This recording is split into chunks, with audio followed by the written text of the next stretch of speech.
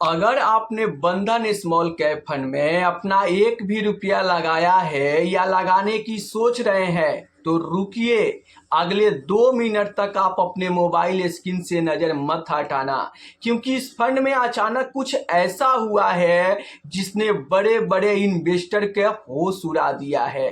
तो बंधन small cap fund पे अगर मैं नजर डालूं तो आप स्क्रीन पर देख सकते हैं।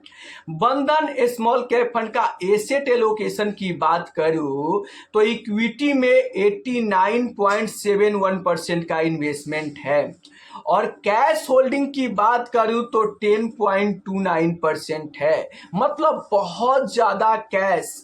इस फंड की अगर मैं यूएम की बात करूं तो 27,219 करोड़ का यूएम साइज है और इस फंड मैनेजर ने 2800 करोड़ के कैश दबाकर बैठे हैं। अब आप सोचो कि यहाँ पर 10.29% का इस यूएम साइज के हिसाब से 2800 करोड़ के कैश दबाकर फंड मैनेजर बैठे हैं। तो जब इतना पैसा इन्वेस्ट ही नहीं होगा तो फिर रिटर्न कैसे मिलेगा, और इसी बात को लेकर बहुत सारे परेशान हैं। तो चलिए मैं आपकी सारी डाउट क्लियर कर दूंगा कि आखिर फंड मैनेजर इतना ज्यादा कैश पर क्यों बैठे हैं। क्या आगे बहुत बड़ा क्रैश आने वाला है या कुछ और कारण है। चलिए सबसे पहला कारण मैं आपको बताऊं कि आखिर फंड मैनेजर इतना बड़ा कैश होल्डिंग पर क्यों बैठे हैं। तो देखो, सबसे पहला कारण, ये स्मॉल कैप शेयरों का भाव इस समय काफी ऊपर चल रहा है और फंड मैनेजर इस महंगे मार्केट में शेयर खरीदना नहीं चाहते हैं और इसलिए वो कैश यहां पर बढ़ा कर रख रहे हैं। दूसरा कारण कि गिरावट का यहां पर मौका तलाशना। फंड मैनेजर यहां पर एक अच्छे करेक्शन गिरावट का इंतजार कर रहे हैं कि उस समय स्मॉल कैप शेयर का जब दाम गिरेंगे तो वो सस्ते दाम में अच्छे शेयर इसी कैश से वो खरीद पाएंगे। तीसरे कारण की मैं बात करूं तो स्मॉल कैप फंड में लिक्विडिटी बनाए रखना बहुत जरूरी है। क्यों? क्योंकि जब क्रैश आता है ना तो बहुत सारे इन्वेस्टर डर के एक साथ पैसा रिडीम करते हैं और उस समय फंड मैनेजर को सस्ते दाम में अच्छे शेयर ना बेचना पड़े, इसलिए फंड मैनेजर को कैश यहां पर रखना बहुत लिक्विडिटी के लिए बहुत जरूरी होता है। तो फंड मैनेजर अपने हिसाब से अपना काम कर रहे हैं और वो कैश होल्ड करके रख रहे हैं। इस कैश होल्डिंग को देखकर इन्वेस्टर को बिल्कुल परेशान नहीं होना चाहिए। क्यों? क्योंकि देखो, फंड मैनेजर लिक्विडिटी का प्रॉब्लम ना हो, स्मॉल कैप शेयर का दाम काफी ऊपर चल रहा है इसलिए, और सस्ते दाम में स्मॉल कैप शेयर नहीं मिल रहा है, इसके चलते वो नहीं खरीद रहे हैं। तो फंड मैनेजर अपने हिसाब से काम कर रहे हैं। इसको इन्वेस्टर को परेशान नहीं होना चाहिए कि इतना ज्यादा कैश होल्ड करके फंड मैनेजर बैठे हैं तो फिर रिटर्न कैसे मिलेगा। इस बात को लेकर आपको परेशान नहीं होना चाहिए। क्यों? क्योंकि फंड मैनेजर अपने हिसाब से काम कर रहे हैं। बहुत सारे लोग ये सोच के बंधन स्मॉल कैप फंड में पैसा लगा रहे हैं कि पिछले 3 साल 5 साल में तगड़ा रिटर्न बना कर दिया है, आगे भी तगड़ा रिटर्न देगा, लेकिन सारा के सारा गेम पलट गया है। अगर मैं रिटर्न पे नजर डालूं तो आप स्क्रीन पर देख सकते हैं, यहां पर एक हफ्ते में इस फंड ने देखो निगेटिव रिटर्न दिया है। एक महीने में इस फंड ने अपने कैटेगरी एवरेज रिटर्न से पिछड़ते हुए दिख रहा है। रिटर्न के मामले में 3 महीने की रिटर्न की बात करूं तो कैटेगरी एवरेज रिटर्न यहां पर देखोगे तो 20.25% का है, जबकि इस फंड ने यहां पर 18.5% का रिटर्न दिया है। तो 3 महीने में भी अपने कैटेगरी एवरेज रिटर्न से ये फंड पिछड़ रहा है। 6 महीने की रिटर्न पे नजर डालूं तो कैटेगरी एवरेज रिटर्न यहाँ पे लगभग 9% का है और इस फंड ने यहाँ पर सिर्फ 7.5% का रिटर्न दिया है। तो 6 महीने में भी ये फंड अपने कैटेगरी एवरेज रिटर्न से लगातार पिछड़ रहा है। जी हाँ, आप स्क्रीन पर देख सकते हैं कि 1 महीने, 3 महीने, 6 महीने में ये फंड अपने कैटेगरी एवरेज रिटर्न से लगातार पिछड़ रहा है।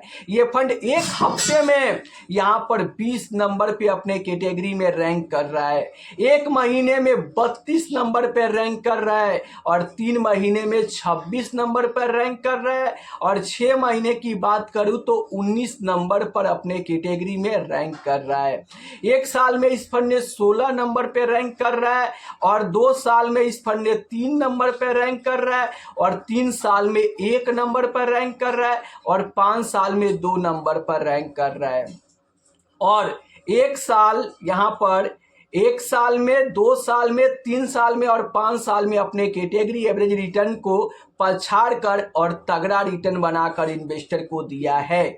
जी हाँ, अगर मैं यहाँ पर 5 साल की रिटर्न की बात करूँ तो 21.5% का जबरदस्त रिटर्न दिया है, 3 साल में 28.5% का तगड़ा रिटर्न दिया है और 2 साल में भी यहाँ पर लगभग 11% तक का रिटर्न है और 1 साल में यहाँ पर 6.25% से ऊपर का रिटर्न देखने को मिल रहा है।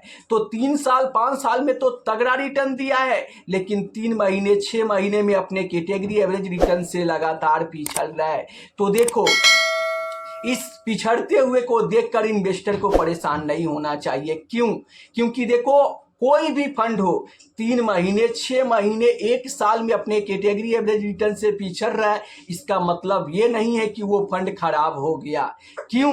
क्योंकि देखो, स्मॉल कैप फंड है, जब ज़्यादा गिरावट होता है तो यहाँ पर 3 महीने, 6 महीने का रिटर्न आपको यहाँ पर कैटेगरी एवरेज रिटर्न से भी पिछड़ते हुए देखने को मिल सकता है। इसका मतलब ये नहीं है कि ये फंड खराब हो गया।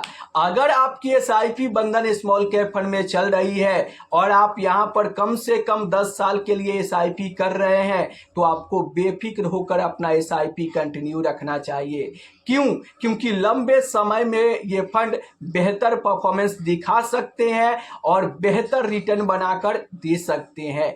वैसे रिटर्न की कोई गारंटी नहीं होता है, म्यूचुअल फंड जोखिम के अधीन होता है, लेकिन डेटा बताता है कि अगर आप किसी भी स्मॉल कैप फंड में लगातार 10 साल तक इन्वेस्टेड रहते हो तो वहां पर बेहतर रिटर्न की उम्मीद की जा सकती है। क्यों? क्योंकि ये छोटी कंपनियां होती है।